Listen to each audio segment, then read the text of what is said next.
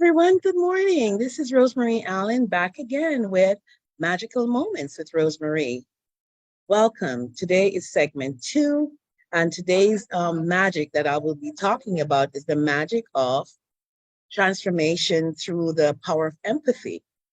You know what empathy is? Great. And if you didn't, the Oxford Dictionary definition of empathy is the ability to understand and share the feelings of others.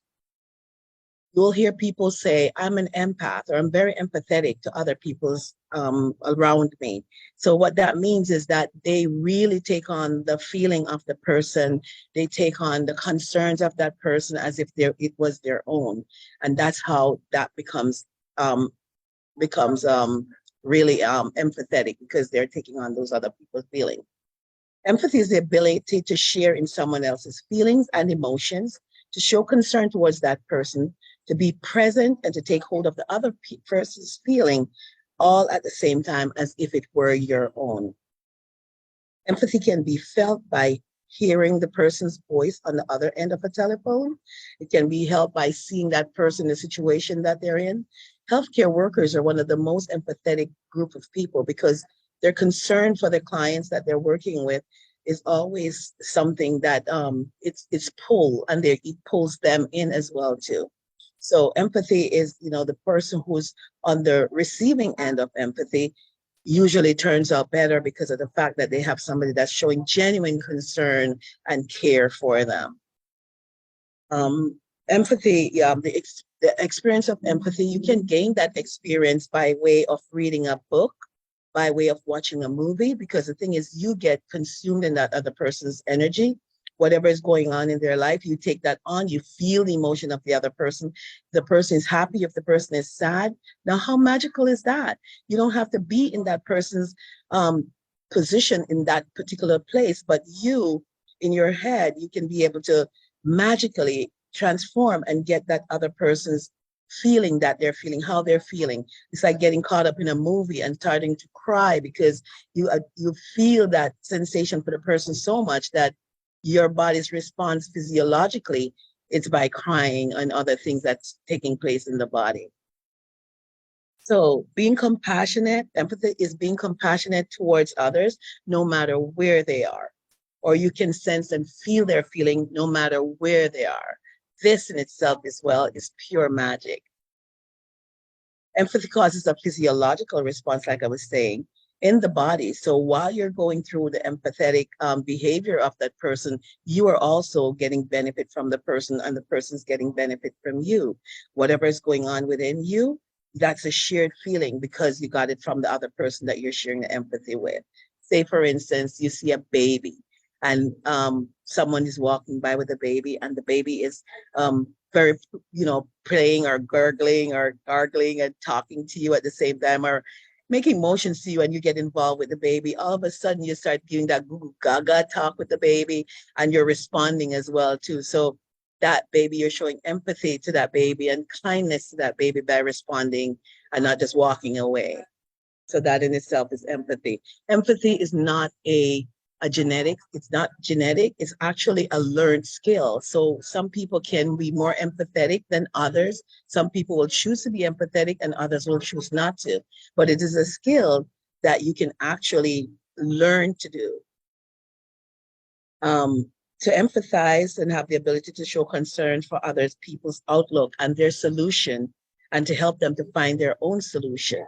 So while you're being empathetic with someone, you can give them the space to find their own solution just by being there present for them at that moment in time. Now, there are three types of empathy. The first one is cognitive empathy.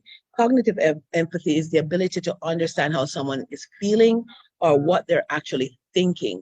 You actually see these most happening in siblings and partners, relationships, people who you are close with, best friends. You can actually see how that person is feeling. You can feel how they're feeling, and you can sometimes understand what they're thinking even before they say it. That in itself is also magical because you can see the person and feel what they're feeling, can almost actually finish their sentences. So that would be cognitive empathy. Now, the other empathy is emotional or affective energy, or affective empathy, not energy, empathy. You share an emotion of others. You feel the emotion of others, even if they're not physically present with you. So talking to someone on the phone and hearing their situation and their story can also strike or trigger empathy in you. That in itself is affective energy, affective empathy. Then the next thing is compassionate empathy. Compassionate empathy, I think, is where most people in the healthcare, would be more compassionate towards their clients, their patients that they're working with. So that would be showing like a genuine concern for the patient, encouraging the person to take action on their own, or advising them as needed and what they can do to help their feelings, and keeping in mind that you're sharing in that person's situation at the same time, as if that were your situation, like you're walking in their shoe, and then you're giving them information or advice according to what you're feeling, like if you were in their position. You're not forcing it on them, you're gently sharing that feeling with them. Okay. Now, there are three ways to increase empathy while improving overall well-being, because empathy, it actually helps us with well-being. So here are the three ways. Number one, you can read. Reading opens up a whole new world. You get exposed and experiences from different cultures, different countries, different people, different human experiences just by the way of reading. You can get to know about other people. So it'd be a little bit more sensitive to other people and their cultures around you. That's being another way that you could do that as well too. The next one is learning to listen. Active listening is where you're listening to someone's, they will be talking to you and you're not disrupting their conversation, letting them speak. I myself work on that as well too, and I'm working on it in the process, because sometimes you feel like you have something to say and you don't want to forget it, so you want to try to get it in as quickly so that you don't forget it. Now that in itself is not focusing on where empathy is. Empathy is giving the person and allowing that person that space that they can say what they have to say. Because a lot of times when they say what they have to say, they move whatever is in them that's causing discomfort or triggering them. That actually helps them to be able to say, for instance, clear space that they can even think better, and it removes that feeling that they had inside that is taking up that emotion that they have. So it actually helps to release that emotion, in other words.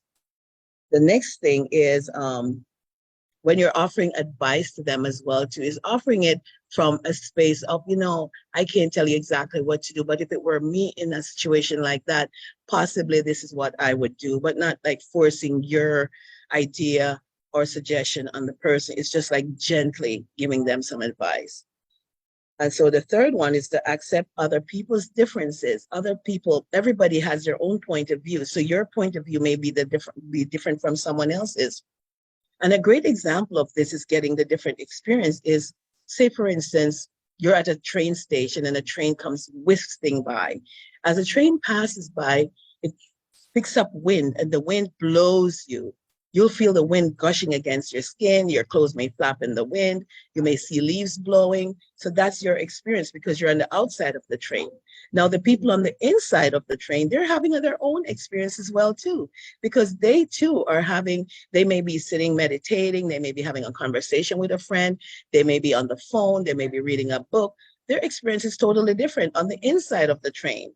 So that's their point of view. Your point of view is different because you're on the outside of the train experiencing as a train passed by. Your experience is totally different. So keep that in mind, okay? Practice being kind. That's the next thing. Practice being kind to people, the people in your life. Choose to do something nice for someone. At least, say for instance, you're walking and you see someone coming up towards the door with their hands filled with bags. Just opening the door and gently letting someone in, holding the door as they come in. That in itself can be, a sign that you're being empathetic. Complimenting someone on something or telling them, the color they're wearing is pretty or on them, or, just giving someone good compliments. That also can be a way of learning to be empathetic. Putting other people's feelings before yours at sometimes. That also can help to be being empathetic. So these are some of the things that you can do to build those skills. It's a matter of kindness, and kindness goes a long way. And it does not only affect the people that you're being kind to, but it also affects you because it trickles to you as well and the people around them.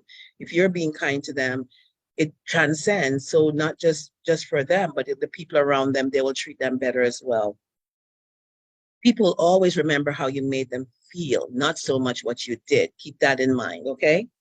And so, in summary, being empathetic is beneficial to all our relationships, our personal relationship, our work relationship, the people around you, every relationship you have, even a brand new relationship you're developing. Empathy can play a big role in that. It makes others feel important, and at the same time, it makes you feel valued because of the fact that you were able to help someone feel better. So until next time, we're at the end of today's. I don't want to keep you too long, but until next time, continue to see life through the eyes of magic. And also remember to continue to be empathetic if you already are. And if not, strive to be. So you too can experience the magic of empathy. Until next time, take care. This is Rosemary Allen with Magical Moments, and I will see you next time. Namaste. See you guys.